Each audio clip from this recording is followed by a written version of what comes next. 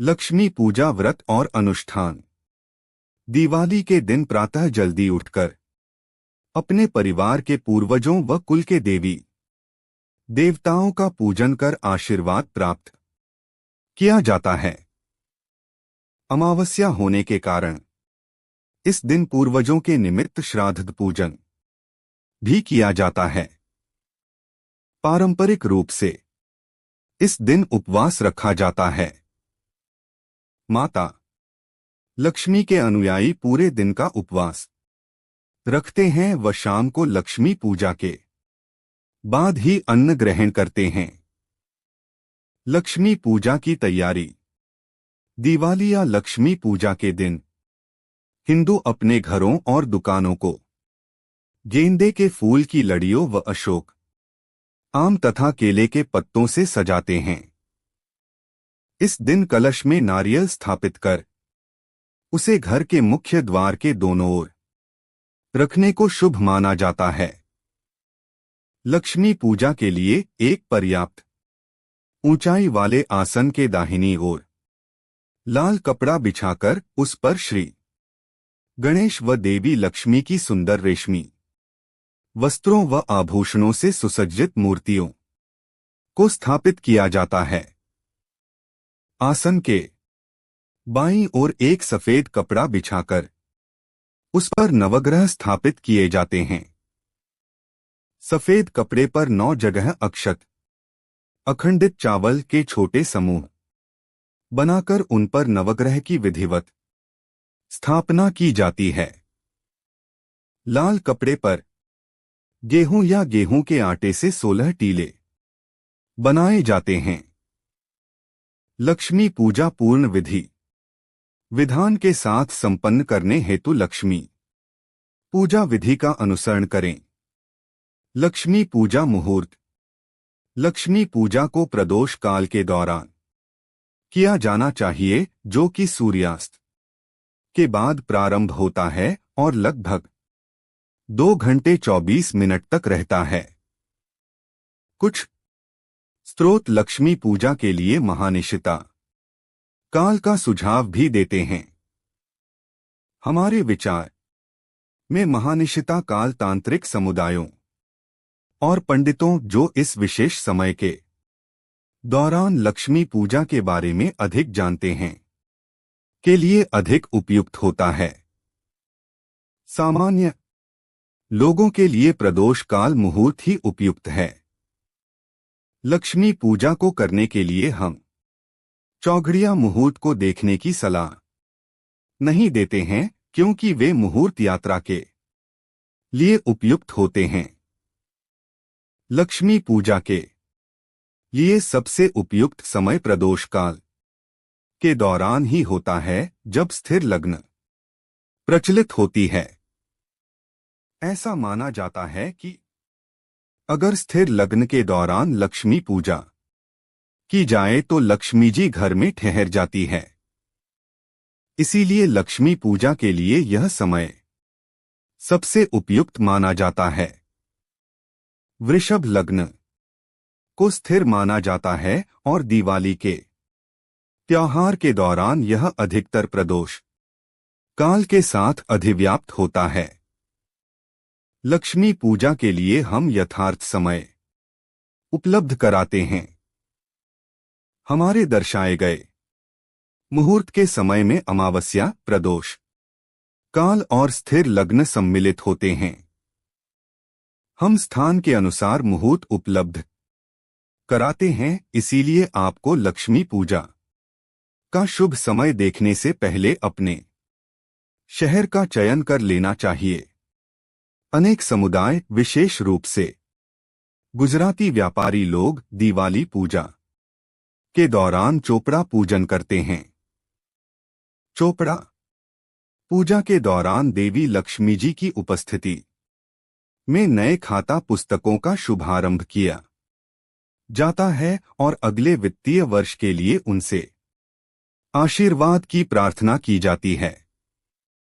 दिवाली पूजा को दीपावली पूजा और लक्ष्मी गणेश पूजन के नाम से भी जाना जाता है। आपको दिवाली 2025 की हार्दिक शुभकामनाएं। ब्राह्मणी ने अपनी बहू से कहा कि बहू कभी भी चूल्हे की आग मत बुझने देना और मटके का पानी खत्म मत होने देना, परंतु एक दिन चूल्हे की आग बुझ गई। यह देखकर बहू घबरा गई और भागी भागी अपनी पड़ोसन के पास गई और कहा कि मेरे चूल्हे की आग बुझ गई है, मुझे थोड़ी आग चाहिए। मेरे सास-ससुर सुबह 5 बजे से गए हुए हैं। वह थके हुए घर आएंगे, इसलिए मुझे उनके लिए खाना बनाना है। यह सुनकर पड़ोसन ने कहा कि तू तो बावली है, तुझे यह दोनों मिलकर पागल बना रहे हैं। इनके कोई पुत्र नहीं है, ये नीच संतान है। बहू ने कहा, नहीं, ऐसा मत बोलो, इनका बेटा तो बनारस काशी में पढ़ने गया हुआ है। इस पर पड़ोसन ने कहा कि यह तुझे झूठ बोलकर लाए हैं। मेरी बात सच मान, इनके कोई बेटा नहीं है। अब बहू पड़ोसन की बातों में आ गई और कहने लगी कि अब आप ही बताओ मैं क्या करूं। पड़ोसन ने कहा कि करना क्या है, जब तुम्हारे सास-ससुर आए तो जली हुई रोटियां बनाकर देना और बिना नमक की दाल बनाकर देना। खीर की कड़छी दाल में और दाल की कड़छी खीर में डाल देना। पड़ोसान ने उसे अच्छे से सिखा पढ़ा दिया।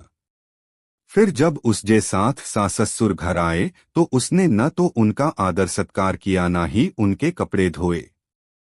जब उसने सास-ससुर को खाना दिया तो सास बोली, बहू आज यह रोटियां जली हुई क्यों है और दाल भी अलुनी है। तब बहू ने पलटकर कहा कि एक दिन ऐसा खाना खा लोगे तो कुछ बिगड़ नहीं जाएगा तुम्हारा।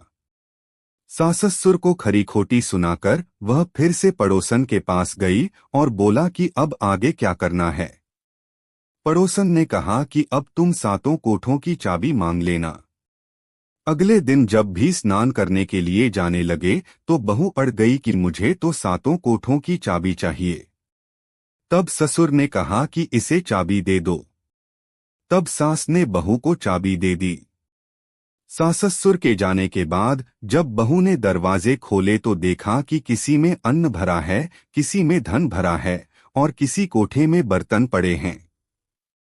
जब उसने सबसे ऊपर का 7वां कोठा खोला तो देखा कि शिवजी, पार्वती माता, गणेश जी, लक्ष्मी माता जी, पीपल पथवारी, कार्तिक के ठाकुर, राई दामोदर, तुलसी जी का बिड़वा, गंगा यमुना और 33 कोटि देवी देवता विराजमान हैं। वहीं पर एक लड़का चंदन की चौकी पर बैठा माला जप रहा है। यह सब देखकर उसने लड़के से पूछा कि तुम कौन हो। तब लड़का बोला कि मैं तेरा पति हूं, अभी दरवाजा बंद कर दे। जब मेरे माता पिता आएंगे तब दरवाजा खोलना। यह सब देखकर बहू बहुत खुश हुई और 16 श्रृंगार कर सुंदर वस्त्र पहनकर अपने सास-ससुर का इंतजार करने लगी। उसने अपने सास-ससुर के लिए अच्छे अच्छे पकवान बनाए। जब उसके सास-ससुर घर पर आए तो उसने उनका आदर सत्कार किया और प्रेम पूर्वक खाना खिलाया और हाथ पैर दबाने लगी। पैर दबाते दबाते बहू ने कहा कि माँ, आप इतनी दूर गंगा यमुना स्नान करने के लिए जाती हो तो आप थक जाती हो, इसलिए आप घर पर ही स्नान क्यों नहीं करती हो। यह सुनकर सास कहने लगी कि बेटी, गंगा यमुना घर पर तो नहीं बहती है। तब उसने कहा, हाँ माँ जी बहती है, चलो मैं आपको दिखाती हूँ।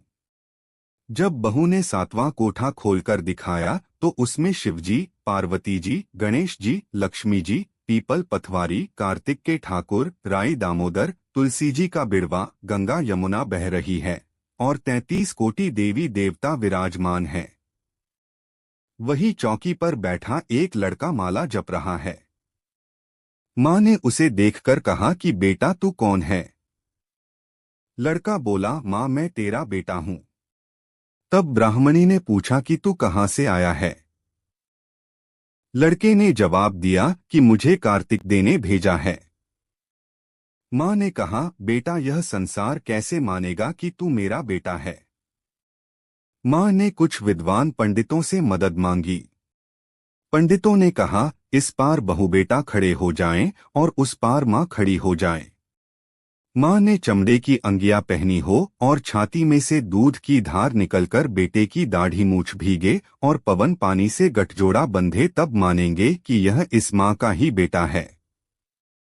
उसने ऐसा ही किया। चमड़े की अंगिया फट गई और छाती में से दूध की धार निकलकर बेटे की दाढ़ी मूछ भीग गई। पवन पानी से बहू बेटे का गठजोड़ बंध गया। यह सब देखकर ब्राह्मण और उसकी पत्नी की खुशी का ठिकाना न रहा। तो यह थी कार्तिक मास की कथा। हे कार्तिक के ठाकुर, जैसे ब्राह्मण और ब्राह्मणी को बहू बेटा दिया वैसे सबको देना। कार्तिक मास की कथा कहने, सुनने और हुंकारा भरने वाले